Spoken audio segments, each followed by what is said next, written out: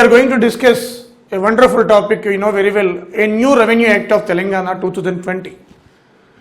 ఈ యాక్ట్లో major changes ఏమున్నాయి, what are the major changes, ఈ మేజర్ చేంజెస్ ఏమున్నాయి అనేది చూద్దాం. ఇంతకుముందు మున్సిపల్ యాక్ట్ చేశాం, మన వీడియోకి ఇతర వీడియోస్కి మీరు తేడా చూడొచ్చు. మున్సిపల్ యాక్ట్లో అక్కడ ఇక్కడ కంటెంట్ ఏ విధంగా తేడా ఉంటుంది. మనం అంతా కూడా ఎగ్జామ్ ఓరియంటేషన్లో వెళుతున్నాం, ఇక్కడ కూడా అంతే. ఈ యొక్క చేంజెస్ ఈ రీసెంట్గా తెలంగాణ అసెంబ్లీ దీన్ని అడాప్ట్ చేయడం, ఇది సెప్టెంబర్ 22, 2020 నుంచి అమలులోకి రావడం, అలాగే ధరణిని కూడా ఇనాగరేట్ చేయడం ఎస్టర్డే, ఇవన్నీ కూడా జరిగిపోయాయి. సో దీంట్లో మేజర్ చేంజెస్ చూస్తే మనకి land and pattadar passbook 1971 act, land and pattadar passbook 1971 act. జనరల్గా ఇక రెవెన్యూ అంటే చూడండి, ఇక్కడ డిఫరెంట్ కలర్తో ఉంది. ఇక్కడ రెవెన్యూ అంటే ట్యాక్స్, రెవెన్యూ అంటే ఆదాయం. ఆదాయం దేని రూపంలో వస్తుంది? ట్యాక్స్ రూపంలో. సో అది భూములు అంటే అగ్రికల్చరల్ ల్యాండ్స్ కానీ నాన్ అగ్రికల్చరల్ ల్యాండ్ కానీ ఏదైనా కూడా ట్యాక్స్. అంటే ఈ ట్యాక్స్ అనేది మనం చూస్తే ఎప్పుడో బ్రిటిష్ వాళ్ళు మన దేశాన్ని పరిపాలించినప్పుడు 1764లో బ్యాటిల్ ఆఫ్ బాక్సర్ యుద్ధం జరిగింది. ఈ బాక్సర్ యుద్ధంలో మనకి ట్రై పార్టీ అలయన్స్ అంటాం.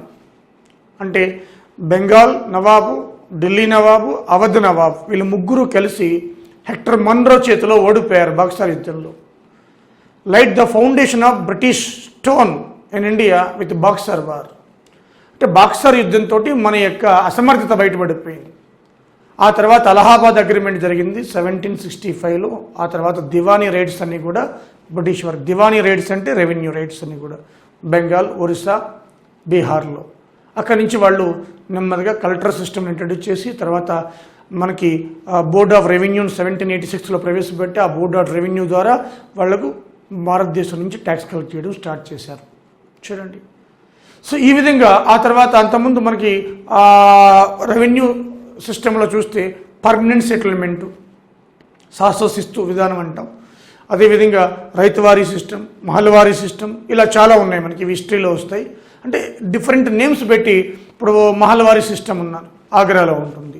Ryotwari system first Thomas Munro, colonel Read ప్రయోగం చేస్తూ తర్వాత థామస్ మన్రో రాయలసీమలో ప్రవేశపెట్టాడు. చూడండి, అలాగే పర్మనెంట్ సెటిల్మెంట్ సిస్టమ్, కార్నవాలీస్, వీళ్ళందరూ కూడా 1793 కావచ్చు, లేకపోతే 1802 కావచ్చు, what ever it maybe. So ఇవన్నీ కూడా రెవెన్యూ పద్ధతులే అనమాట. అంటే ప్రజల నుంచి ఇండియాలో ట్యాక్స్ కలెక్ట్ చేసే పద్ధతులే అనమాట. అంటే అన్ని డిపార్ట్మెంట్లు కూడా రెవెన్యూని కలెక్ట్ చేస్తూ ఉంటాయి. సో ఇక్కడ ఈ రెవెన్యూ యాక్ట్ అనేది రిలేటెడ్ టు ఆల్. సో ఇక్కడ చూస్తే మనకి land and pattadar passbook act 1971లో ఉండేది. దీనికి అమెండ్మెంట్ జరిగిందనమాట 1989లో ఉమ్మడి ఆంధ్రప్రదేశ్లో.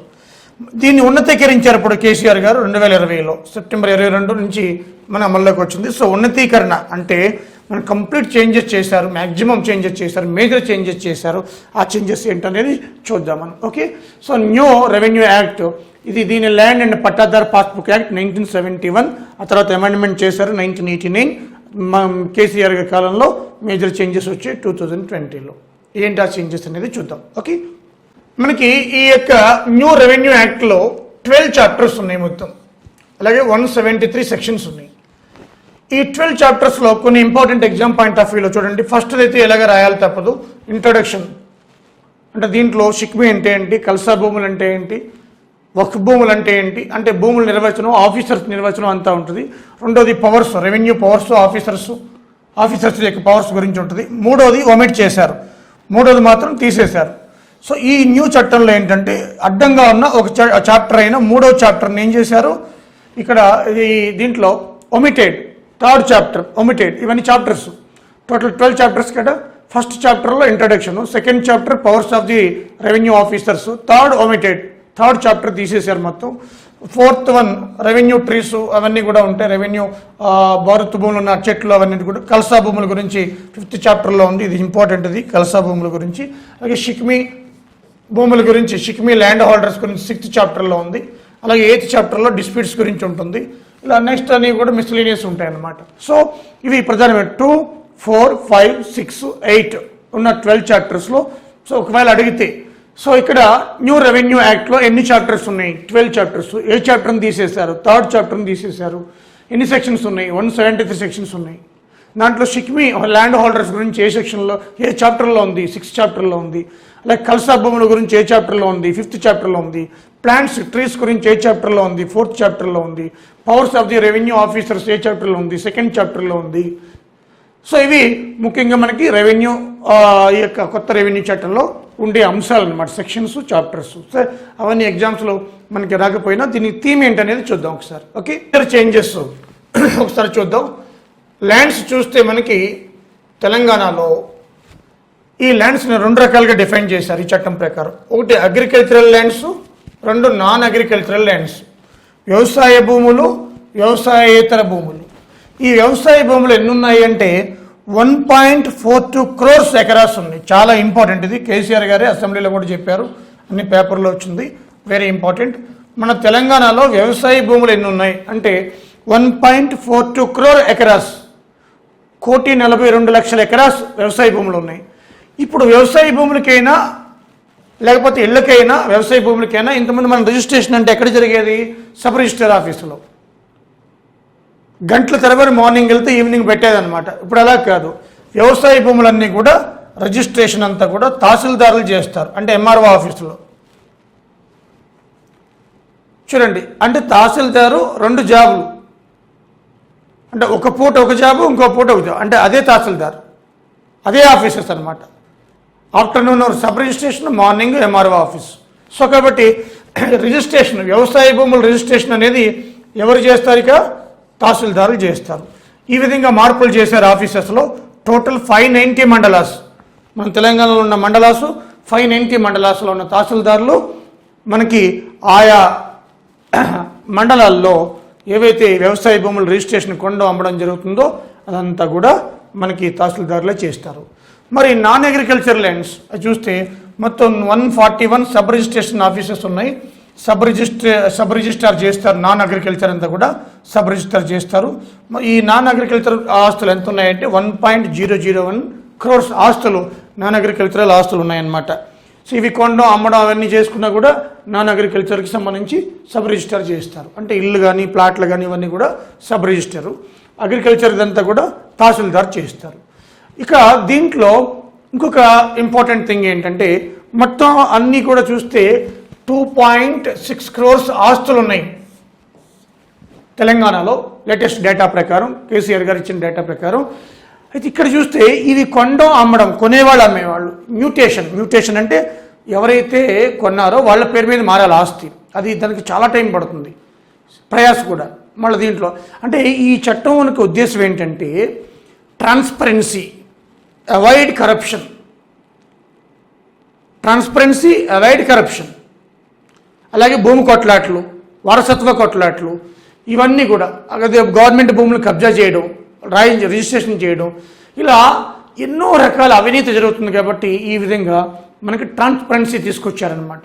సో ఆ ట్రాన్స్పరెన్సీలో భాగంగానే ఇక్కడ మ్యూటేషన్ అంటే అర్థం ఏంటంటే మ్యూటేషన్ అంటే బదలాయింపు, చేంజ్. కొన్న వ్యక్తి పేరు మీద మారాలి. అలా మారాలి అంటే 20-25 నిమిషాల్లోనే మనకి మారిపోతుంది. ఇప్పుడు అక్కడే ఫీజు వసూలు చేస్తారు, తహసీల్దార్ ఆఫీసులో కానీ సబ్ రిజిస్టర్ ఆఫీసులో కానీ.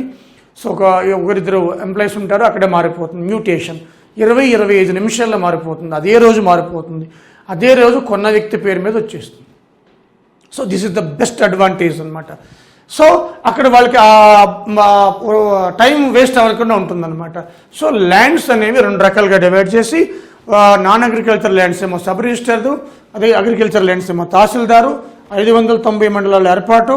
Total agriculture lands 1.42 crores acres ఉంది. Non agriculture land 1.001 crores non agriculture lands ఉన్నాయి. ఇవన్నీ కూడా సబ్ రిజిస్టర్, ఇవన్నీ కూడా తహసీల్దార్ చేస్తారు. మ్యూటేషన్ ప్రక్రియ వేగవంతం అయిపోతుంది. ఇది ఫస్ట్ పాయింట్. ఓకే, చేంజెస్ చూద్దాం ఒకసారి. అయితే ఇక్కడ మనకి అగ్రికల్చర్ ల్యాండ్స్ అన్ని కూడా తహసీల్దారు రిజిస్టర్ చేయొచ్చు కదా. అది ఎట్లా, ఏ సెక్షన్ ప్రకారం అయింది? ఇక్కడ చూస్తే మనకి as per section 6 1908 Act, the state government has a power to appoint anybody as a sub-register or district magistrate, district registrar. So as per section 6 of the registration act 1908, British వాళ్ళు తీసుకొచ్చారు ఈ చట్టాన్ని. ఆ చట్టం ప్రకారం 1908 యాక్ట్ ప్రకారము tahsildars powers along with tahsildar sub రిజిస్టర్గా మార్చింది ఇప్పుడు తెలంగాణ గవర్నమెంట్.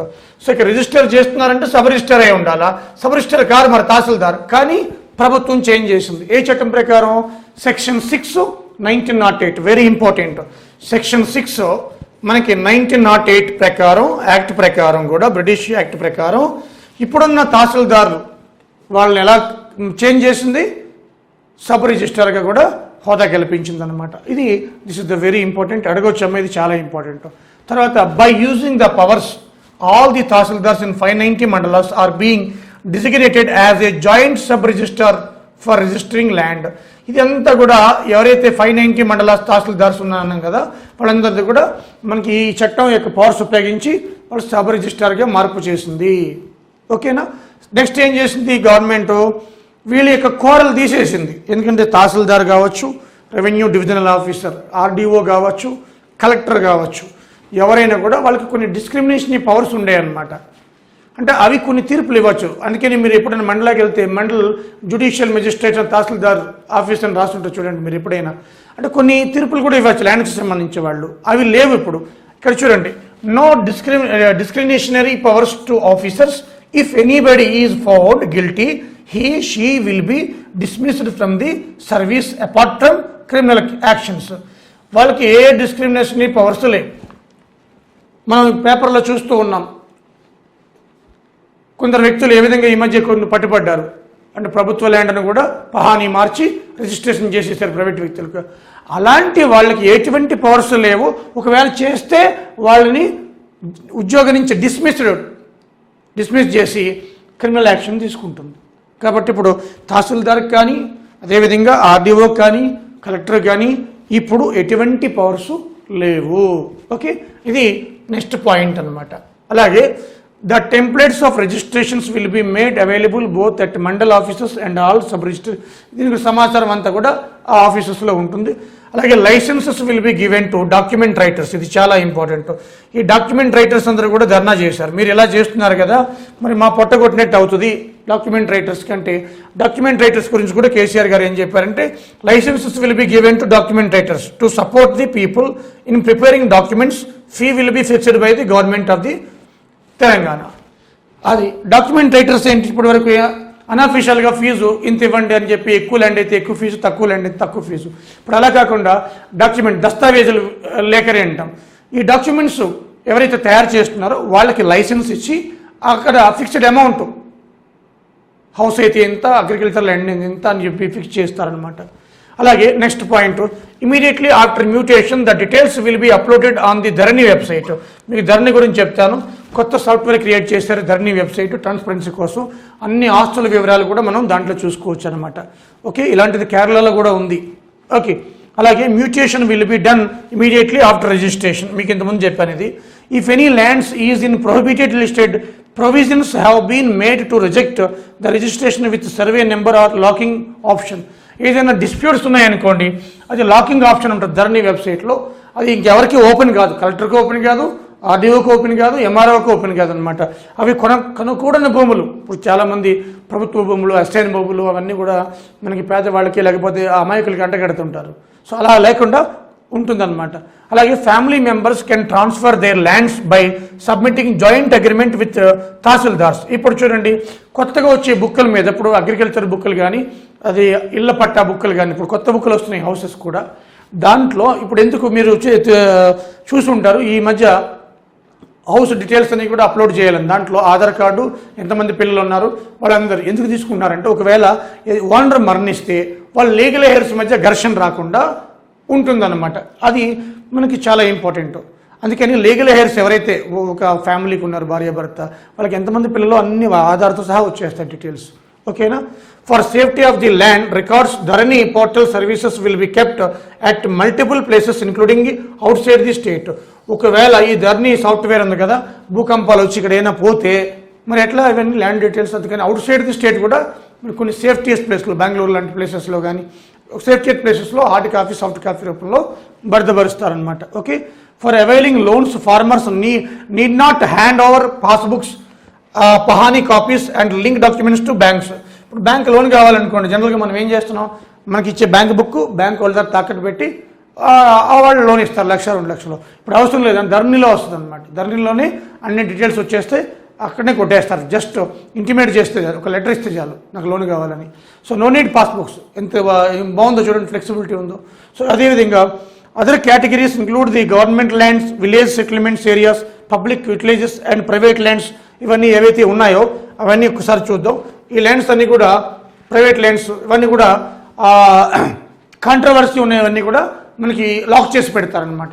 కాంట్రవర్సీ అన్ని కూడా లాక్ చేసి పెట్టడం జరుగుతుంది. అలాగే number of non agricultural land properties అన్ని కూడా 90 lakhs in panchayats, municipalities and GHMC పరిధిలో ఉన్న 90 lakhs అన్ని కూడా మనకి అవన్నీ కూడా ధరణిలో అప్లోడ్ చేసుకోవాలి. ఓకే, సో ఇవి ముఖ్యంగా మనకి. అలాగే 5,485 విఆర్ఏస్, విఆర్ఓస్ వీళ్ళందరినీ కూడా, అలాగే విలేజ్ రెవెన్యూ అసిస్టెంట్స్ విఆర్ఏ అంటాం, ఇక 20,292, అలాగే 5,485 వీళ్ళని రద్దు చేసేస్తున్నారు. విఆర్ఓ వ్యవస్థ, విఆర్ఏ వ్యవస్థ. ఈ విఆర్ఓ విఆర్ఏ వ్యవస్థను ఎవరు తీసుకొచ్చారు? 2007లో వైఎస్ రాజశేఖర రెడ్డి గారు తీసుకొచ్చారు. అంతకుముందు పటేల్ పట్వారీ ఉండేది, దాన్ని రద్దు చేశాడు ఎన్టీ రామారావు 1983లో. ఎన్టీ రామారావు గారు పటేల్ పట్వారీ వ్యవస్థని ఎన్టీఆర్ రద్దు చేశాడు. ఆ తర్వాత మళ్ళీ ఆ పటేల్ పట్వారీ ప్లేస్లో వైఎస్ఆర్ ఏం చేశాడు? విఆర్ఓ విఆర్ఏని తీసుకొచ్చాడు. దాన్ని ఇప్పుడు కేసీఆర్ గారు 2020లో రద్దు చేయడం జరిగిందనమాట. ఓకే, సో ఇవి ముఖ్యంగా మనకి ఈ యొక్క హైలైట్స్ అనమాట. అదేవిధంగా ఒకవేళ ఏమైనా డిస్ప్యూట్స్ వస్తాయి మరి ల్యాండ్ విషయాల్లో, ఇంతకుముందు రెవెన్యూ కోర్టులు ఉండేవి, తహసీల్దార్ కావచ్చు, ఆర్డీఓ దగ్గరికి కావచ్చు, ఇప్పుడు అవన్నీ రద్దు అయిపోతాయి. మనకి అపిలేట్ అథారిటీ అంటే ట్రిబ్యునల్ వస్తుందన్నమాట. రెవెన్యూ ట్రిబ్యునల్ వస్తుంది, రెవెన్యూ ట్రిబ్యునల్ వస్తుంది. ట్రిబ్యునల్ ఏర్పాటు చేస్తున్నారు. ఆ ట్రిబ్యునల్లో కోర్టు లాంటి పరిధి ఉంటుంది, కోర్టు పరిధి ఉంటుంది. వీటికి కూడా దాంట్లో చూసుకోవచ్చు. ఇక వీళ్ళ ప్రమేయం ఉండదు, తహసీల్దార్ కానీ ఆర్డీఓ కానీ వీళ్ళ ప్రమేయం, ఎవరి ప్రమేయం కూడా వీటిలో ఉండదు. ఓకే, సో ఇవి ముఖ్యంగా మనకి మేజర్ చేంజెస్ అనమాట. ఓకే, ఒక పక్కేమో మ్యూటేషన్ వేగవంతం అవుతుంది, ఇంకో పక్కేమో అగ్రికల్చర్ భూములకి తహసీల్దార్కి పవర్స్ ఇచ్చారు. Non agriculture only sub registers చేయాలి. అదేవిధంగా మనకి ఇక్కడ చూస్తే ఆ ప్రభుత్వ భూములు కానీ ఏవైనా గొడవలు ఉన్నవి లాకింగ్ ఉంటుంది, ఎవరు ఓపెన్ చేయడానికి లేదు. ఓకే, విఆర్ఏ విఆర్ఓ వ్యవస్థను రద్దు చేశారు. డిస్ప్యూట్స్ వస్తే ట్రిబ్యునల్ పెట్టారు. సో ఇవన్నీ కూడా మేజర్ చేంజెస్ అనమాట దీంట్లో. Okay, Dharani portal digital land records online portal అనమాట. దీంట్లో వ్యవసాయ భూములు, వ్యవసాయేతర భూములు రెండు కూడా. సో దీంట్లో చూస్తే మనకి ఇది అక్టోబర్ 29, 2020 ఎస్టర్డే మనకి ముదుచింతలపల్లి మేడ్చల్ మల్కాజ్గిరి, ఇది వీరారెడ్డి నియోజకవర్గం. పోరాట యోధులు, తెలంగాణ పోరాట యోధుడు వీరారెడ్డి నియోజకవర్గం. అక్కడ ఆయన మనకి కేసీఆర్ గారు ఎస్టర్డే లాంచ్ చేయడం జరిగింది ధరణి. దీనికి ప్రత్యేకతలు చాలా ఉన్నాయి. దీంట్లో ముఖ్యంగా చూస్తే మనకి ఈసీ ఎన్కంబరెన్స్ సర్టిఫికేట్ అంటాం, అలాగే మార్కెట్ వాల్యూ వచ్చేస్తుంది. మ్యూటేషన్ వెంటనే జరిగిపోయి చూసుకోవచ్చు మనం దీంట్లో, మనం పేర్కొన్న తర్వాత 20 నిమిషాల తర్వాత. అలాగే మార్కెట్ వాల్యూ ఎంత ఉంది, అలాగే నిషేధిత భూముల జాబితా దాంట్లో తెలిసిపోతుంది. ఎవడైనా మనకి భూమి అమ్మాలనుకోండి, అది సర్వే నెంబర్ కొడితే వచ్చేస్తుంది, మొత్తం హౌస్ నెంబర్ కొడితే మొత్తం అది నిషేధ జాబితాలో ఉందా లేదా, ఎవరి పేరున ఉంది ఏంటి మొత్తం తెలిసిపోతుంది అనమాట. మార్కెట్ వాల్యూ తెలుస్తుంది, ఎవరి పేరున మ్యూటేషన్ అయిందో తెలుస్తుంది, అలాగే మనకి ఈసీ వస్తుంది, ఎన్కంబరెన్స్ సర్టిఫికేట్ వస్తుంది. అన్నీ కూడా ఆల్ కాపీస్ అన్నీ కూడా రిజిస్ట్రేషన్ కావాల్సిన అన్నీ కూడా దీని నుంచి పొందొచ్చు అనమాట. ఇది ధరణి పోర్టల్. ఇక్కడ నుంచి చాలా ఈజీ అయిపోతుంది అనమాట. దీన్ని అక్టోబర్ 29, 2020లో ముదిచింతలపల్లి మేడ్చల్ మల్కాజ్గిరిలో కేసీఆర్ గారు స్టార్ట్ చేయడం జరిగిందనమాట. ఓకే, సో ఇవి ముఖ్యంగా మనకి ఈ ధరణి యొక్క ప్రత్యేకతలు. ఓకే, సో ఇది రెవెన్యూ. అలాగే అగ్రికల్చర్ ల్యాండ్ని నాన్ అగ్రికల్చర్గా మార్చాలంటే నాలా యాక్ట్, ఇంతకుముందు కూడా చెప్పాను మీకు, ఇది వాల్టా యాక్ట్, నాలా act, non agricultural land act, ఇది కూడా దీంట్లో ఒక పార్ట్, నాలా యాక్ట్ అంటాము.